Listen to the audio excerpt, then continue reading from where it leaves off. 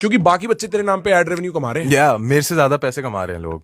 तेरे को जलन होती है? हाँ तेरे को कभी कोई मिला है इनमें से? भाई, मिला तो नहीं है, but like I have seen people जो मतलब मेरी वीडियोस काट के उसके ऊपर एक गैम्बलिंग ऐप का लोगो डालते हैं, and like they are getting like पर रील 5K, एंड लाइक वो दिन की 2 या 3 डाल देते हैं। तो फिर वो मतलब डेली के हिसाब से अगर देखा जाए, अगर एड रेवेन्यू जैसे मैं कमाता हूँ, तो वो मेरे से ज़्यादा कमा रहे हैं एक तरीके से।